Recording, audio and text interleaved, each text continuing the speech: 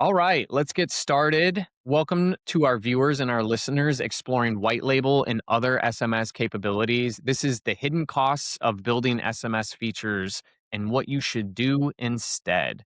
Andrew here with Team TextUs, and I'm joined again by Martin, CEO of TextUs, who has become the experts in SMS, including white label and feature building for this space. Martin, welcome back. Thanks for having me, Andrew. Good to see you again.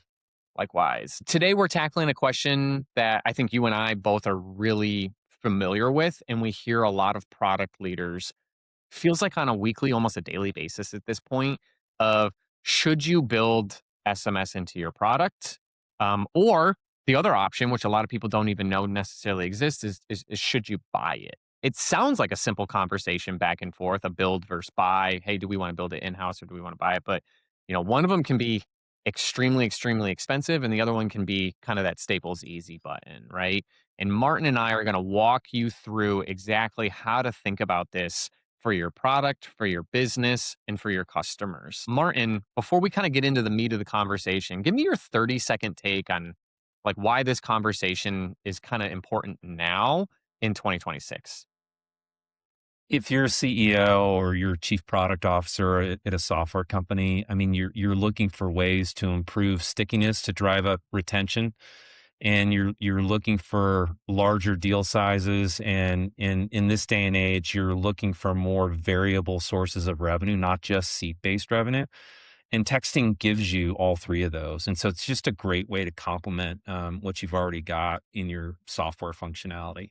Absolutely. I couldn't agree with that more. And I think the thing that gets lost on a lot of product people specifically is like you're not just adding a feature to create stickiness, like there's an additional revenue stream there as well that I think a lot of people can end up forgetting about more than anything else. So let's get started. Let's jump into it with the kind of the why now.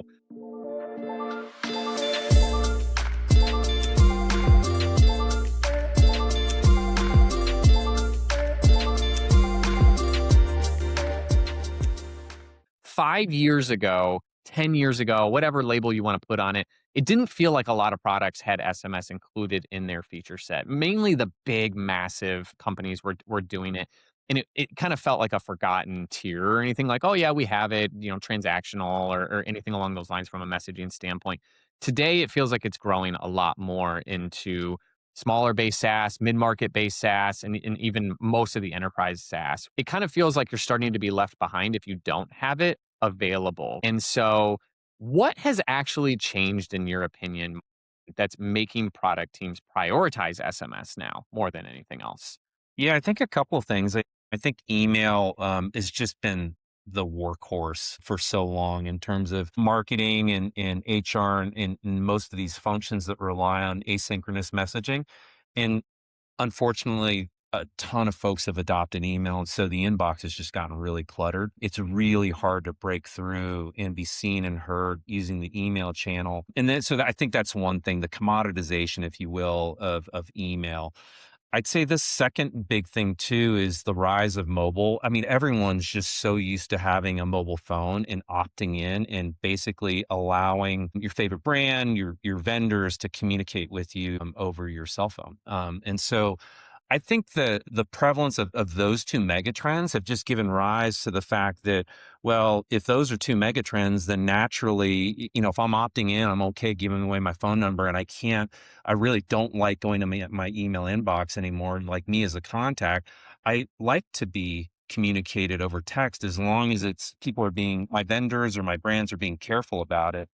And the other thing, not necessarily a mega trend, but something that we see with usability is like so many apps on the phone. And I don't want to go to an individual app or have to download an app to talk to a brand or talk to a vendor. It's just nice to consolidate it all into one inbox, if you will, and that's SMS. Yeah, I agree with that. You mentioned one of the mega trends of like people like being on their phones. Like, do you feel that's generational, or do you feel like because of the adoption of technology, most generations are adopting, hey, I'd rather be on texting on mobile versus a phone call or something along those It is lines? 100% not generational. I think intuitively you think it would be, but thanks to our state of texting report that we've done for the last several years, we in one of the reports that we did, we broke it down by age, and you would be shocked at the receptivity of even Gen X and the boomers, the seniors in society. They actually prefer to be contacted over texting on their phone. They're very receptive to it. Yeah, I've noticed that as well. Just obviously we have people from every generation in our organization, and how they see texting, and the adoption of it, and everything. And I used to think it was generational. I used to be like, oh, millennials and Gen Z, they don't pick up the phone right now. Like I call my parents, they barely pick up the phone. You know what I mean?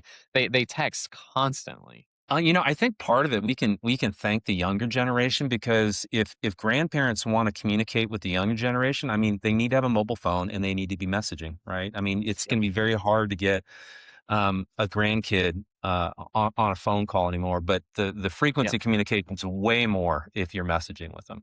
Yep, absolutely. And so we talked a little bit about like the adoption of texting, and being a mobile first communication channel more than anything else, right? But there's that other aspect that you kind of mentioned where we've got business leaders that are seeing degrading performance in normal channels like email or anything along, phone even. Like the phone connect rate through power dialers or anything along those lines is on the downward trend, not on the upward trend, especially with features that are coming out with either iPhones or Androids or anything that are identifying types of phone calls before they even make it to your phone, essentially, right? But there's that other aspect of like, how do I create additional revenue streams? How do I create stickier customers? Do you think there's a component in there that is focused around, hey, if I add SMS, I can make my deal size 10%, 15% bigger than what it is now, and that's an opportunity for me? Or do you feel like it's more tailored towards the retention and the stickiness of it, or both? I absolutely think it's both. So we have many white label customers, some really big scale, and obviously we have a pretty good sense of what the usage and retention dynamics are there. And I would tell you that the cohorts that have texting in them, they just tend to retain much better. Number one. But then number two, texting is sold as like a separate piece of functionality, separate package that's priced separately. And so when it's purchased along with the core product, there's an uplift there just in terms of overall ACV. There's an adder for the texting capability, and then over time, as people adopt and use, the truth is they really see the uplift in engagement. We'll see anything from 5x to 10x over email. A lot of these systems already have email there, and so they can see the lift in SMS. And once those users see the lift in SMS, they tend to use more. As a matter of fact, nowadays we see seat compression or seat growth is lower than it used to be. I think a lot of it because of the productivity and AI is being pushed on the workforce. But what we're seeing actually is even though that's not growing as much, the messages per user is growing dramatically because the messages are a productivity lift to these users. They just see more engagement and that drives ultimately more pipeline, more candidates, more revenue. Yeah, absolutely. And so the case for SMS seems pretty airtight, seems clear, right? Which leads to the bigger question of kind of like why we're here, and why we led into it is every product team has to ask this question: is once you're bought into adding SMS, really it's, do we build it ourselves, right? Like how how hard can this be, right? Is a question that I'm sure, you know, product teams and engineering teams are saying all the time. They're sitting in a conference room and they're like, "Oh, it can't be that hard." I think both you and I know that building an SMS feature or a product alone is not easy. There are a lot of different compliance factors that come into it. There are a lot of different connections and things that people don't see that are not very common with something like an email client or something along those lines. Walk me through what people don't see when they ask that question: how hard can it be? I think it primarily comes down to use case at the end of the day. So, for example, if your use case is two-factor authentication, I mean, you blast the notification out. There's no back and forth. There's really not a conversation. You get your notification. That's it. Like a And transactional email, yeah, right? end of story. But for the use cases that we're talking about, typically the software platforms they're typically some kind of a system of record where they are the source of information or key source of information for contact data, or they're the key workflow, a key workflow system that's used within an organization. Those are more complicated use cases because they tend to be dependent on, when I send out a campaign, I really need to maximize that response rate. I need to maximize that engagement rate with that campaign. It could be candidate sourcing. It could be acquiring consumers. It could be acquiring businesses, but performance is really, really important. And then once there's a response or you've got engagement there, a lot of times there's a continuing conversation that would happen with AI more often these days, and then a lot of times also a human gets placed in there as well. So the conversation becomes one to one, and in those use cases, those are much more complicated because compliance is a real consideration when there's that much dialogue and engagement. From the campaign down to the close of a deal or job placement. And so compliance becomes a really big deal. You've got to register for 10DLC. That registration process just takes longer. It's more heavily scrutinized. Once you get registered, your messages in SMS every message gets looked at. And so Mhm. you're constantly being monitored. Now, the good news is that monitoring really filters out a lot of junk that I think would see. Without that filtering, I think SMS would look a lot like email. But Mhm. with that filtering going on, that's why texting is a lot cleaner than email. But there's also a downside to it. Like you've got to be cognizant of what the rules are. Like there are rules where you'll get your wrist slapped. There are rules where you'll just get shut down Mhm. if you send too many spam messages, if your opt out rate is too high. And so those compliance and deliverability concerns are real. And they end up adding time and cost. And then the other thing as well is the data that you have to store and manage as it relates to messages, conversation history, opt out history. And then you add in AI on top of it. Like I would tell you that the difference in response rate between your average message and a really well-crafted message is like 2 to 3x. There's a Mhm. major Yeah. difference here. And so there are these layers that you really have to incorporate to maximize the ROI of your texting channel, to maximize the engagement. And it really does take some expertise to be able to do that. Martin, why do you think there's so much more compliance and regulation around SMS versus something like email, for example, right? Like I can tell you, and you know this firsthand, like most product teams don't realize the amount of compliance that goes into texting because they're not familiar with it as much on email. Like what caused that? Who controls that? And why do you think that's there? It really starts with the FCC, with the federal government. And so telecommunications practices are governed by the FCC under the Telephone Communications Protections Act, TCPA. Email does not fall under TCPA, but anything related to the phone, so voice and SMS, fall under TCPA. And that regulation is just flat out stricter. Hmm. Well, TCPA governs how you can use SMS.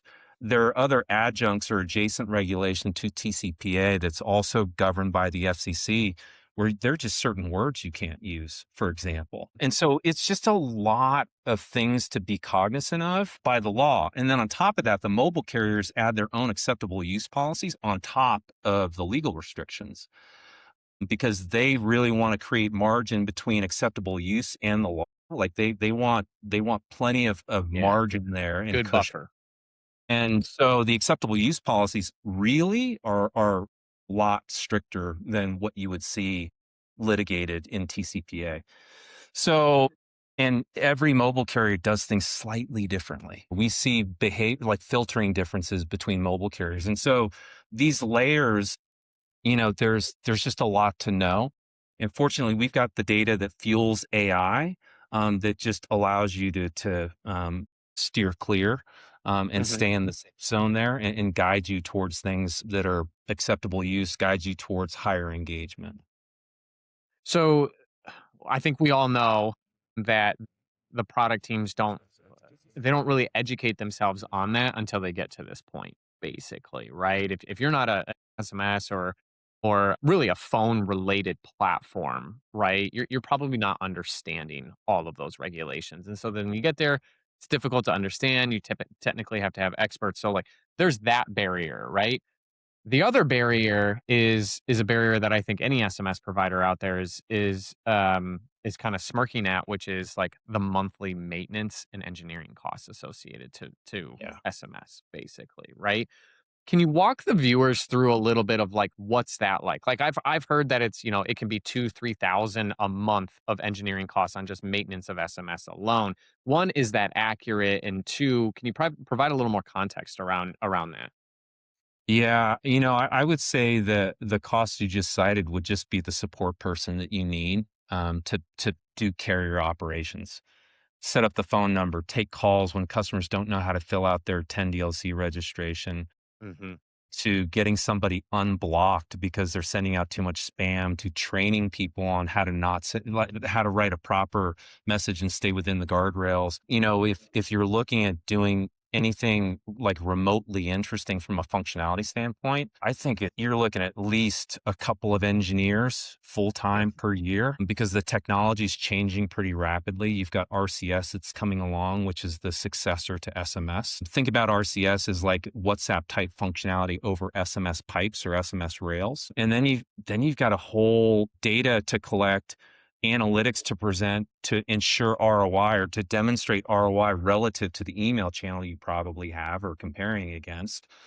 And then you've got the whole machine learning and AI layer on top of that. And so, really, for your messaging functionality to be competitive within your platform, like you've got to be on top of all of these layers. If you're talking about the use case that we're talking about, I mean, it's just a lot of costs. And even if you're super productive with it, 2, 3 engineers, I mean, you're up towards 300 to 500K a year. Yeah. And if you've got, larger scale than that, like you want to add WhatsApp, I mean, you could easily be in 6 figures per year. Oh, absolutely. It's clear. You and I have engaged with customers in the past where they've attempted this. They have tried this, and it has not worked, right? Or they didn't realize the costs associated to it and anything along those lines. So that's the build side of this equation, right? What does this other side look like? This buying, what is buying a solution? We call it buying. It feels more like partnering than anything else. But what does that actually save you? You mentioned 500,000 to the upwards of closer to 1 million a year in costs on engineering, support, things along those lines, right? There are other benefits as well. Like walk me through some of those. I think you're talking upwards of 9 to 12 months to develop your own app, and that's to get to V1 of the Mhm. app. With us, the app is already there. So you get the send and receive, you get the deliverability, you get the compliance and the AI that enables that.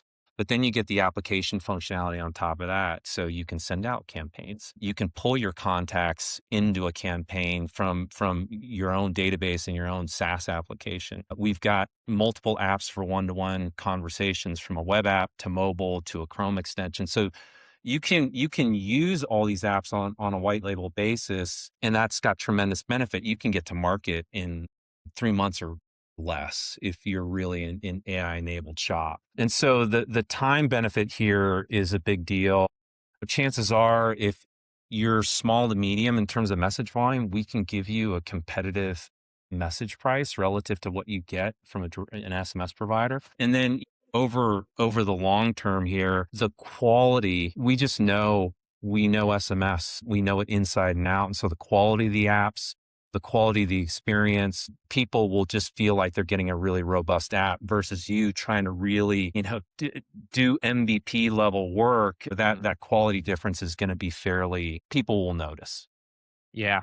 And then you get your learnings from your users, and then you have to apply those learnings, and then you expand your MVP into it. Like you're years Yeah. into having a quality SMS, right? Like the partners that we partner with, the integrations that we have, like I won't name them by name, but they have legit come to us in conversations and said, like, we just don't feel like investing in this anymore. Our SMS sucks. We'd rather have users on yours and just integrate it into our technology because it is such a lift for us to do, and we just either don't have the expertise or have other things that Yeah. they want to build, right? The quality aspect is something that I feel like people can't miss on.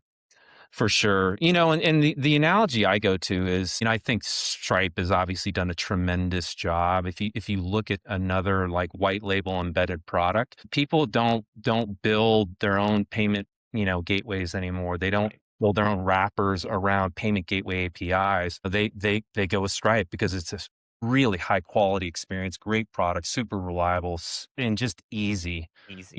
You're throwing Java snippets onto a page, and there you are. I mean, obviously, there's a bit more setup and configuration, but it's an order of magnitude faster than just doing it on your own. Totally. Simplicity, easy, quality, cost savings, like all of those are resonating, right? And I think a point is product teams, engineering teams, SaaS teams in general, right? Like I'm thinking of a founder, right? They're thinking about building SMS as a feature, which is considered on a side, not a core product. They're competing with companies either as competitors or people in their space whose entire engineering organization is waking up thinking about deliverability, Yeah. right? Is thinking about message quality, right? Is this going to get flagged? Is this not going to get flagged? What happens if one of my customers gets shut down? What's my process, my procedure, things along those lines, right? And I just think that gets lost on the build side more than anything else, and that is absolutely a hidden cost, not even associated to a dollar figure that is just lost, and the headache alone I feel like a founder would experience on that. For sure. Let's say somebody's watching this and they say, you know what, Martin's making a really good point here, man. I'm convinced. I'm convinced. We're gonna buy, not build, right? Because anybody smart would take that process. I think your Stripe analogy was a really good one, right? Like, why would nobody builds their payment gateways anymore, right? Somebody has already perfected it, right?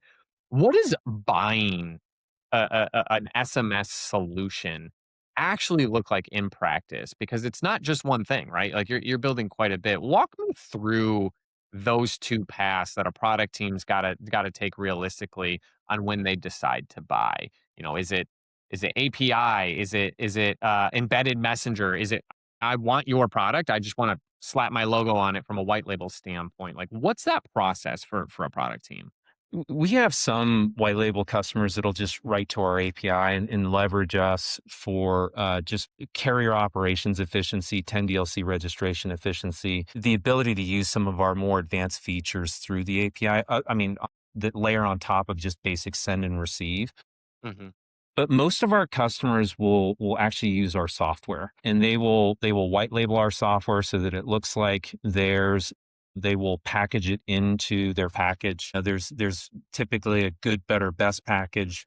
A lot of our customers just package us into the middle or the best package. And the way that we would recommend is that you would take one of our iframes and literally using it snippet code, insert that, place that iframe inside of your software product so that it just has a very native look and feel. It looks like, window or a modal that's right there in your software.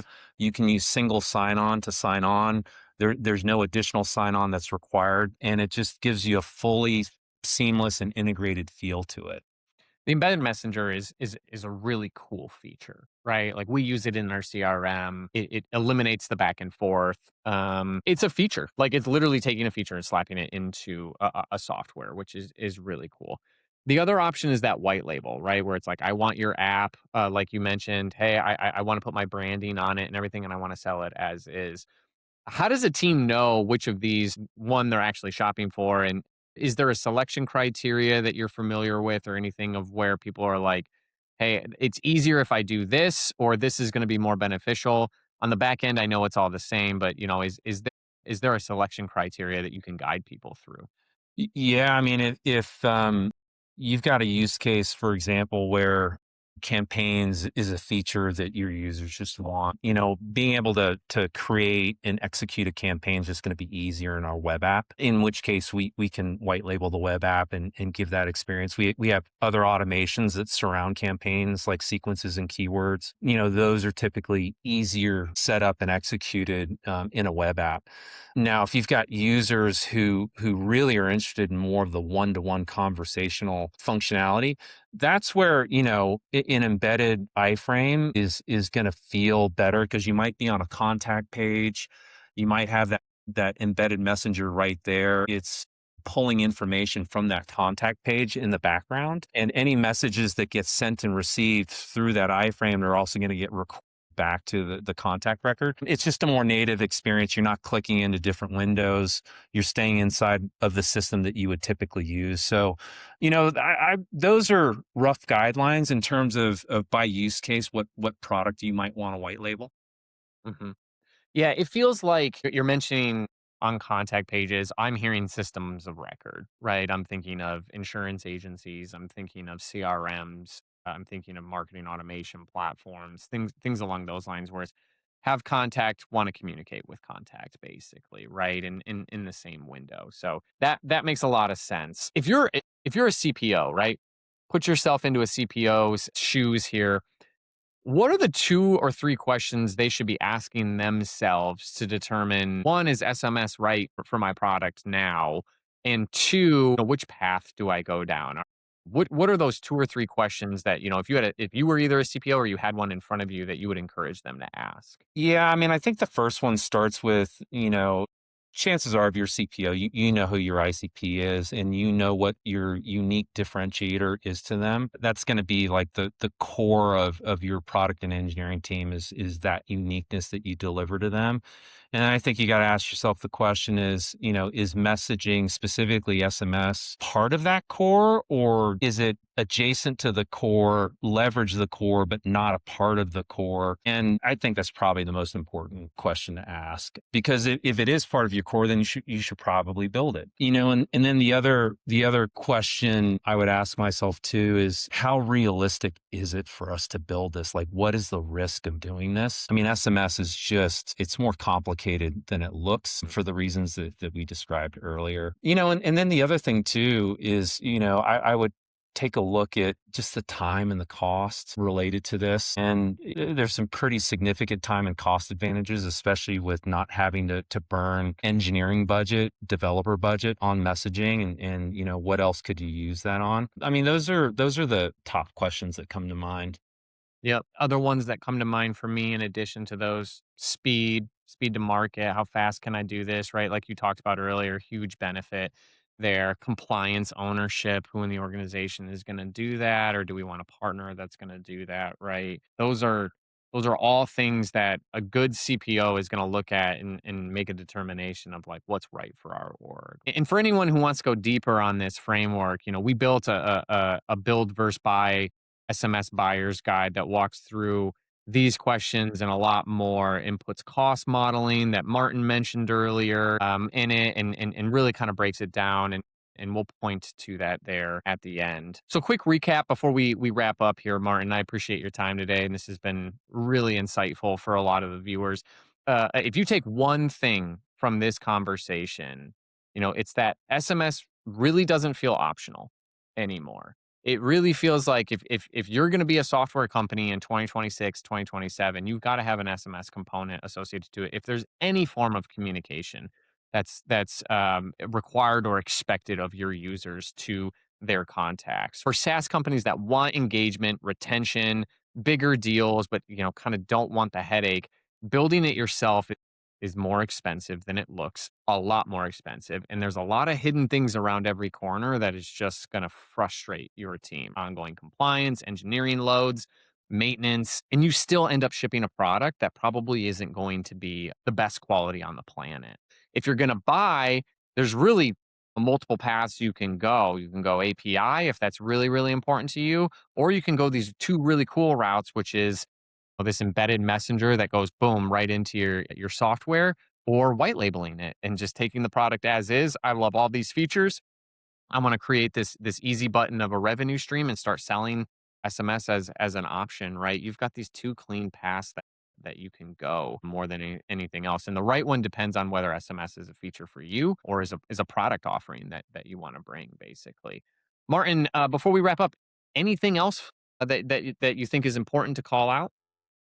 I think I would end the way we started in talking about what's the big why. In this day and age, people are looking for larger deal sizes that are like really easy sells, really adjacent sells to their core product. So larger ACV messaging gets you. Once people are messaging your product, your stickiness improves, your retention improves, and as they use, your expansion opportunities grow as well. And then on top of that, in this day and age, seat-based revenue is under pressure. This gives you volume-based revenue stream that a lot of people are looking for, all wrapped up in, a lot faster time to market and a lot less operating expense associated with it. So the economics here are just they're really compelling. And in this day and age of embedding applications a la Stripe and others, this is really a growing trend. Couldn't agree more. So if you're sitting with this decision, head to the link on the screen and grab the Build versus Buy SMS Buyer's Guide. It's the fastest way to get from I think we need SMS to here's exactly what we should do to get SMS into our platform. And if you want to talk through your specific situation, you can request a demo for white label on textus.com and we'll get one of our experts on the phone with you to talk through what the best option for your business is. Martin, thanks for spending the time. Really appreciate it. Thanks, Andrew. Good to see you again.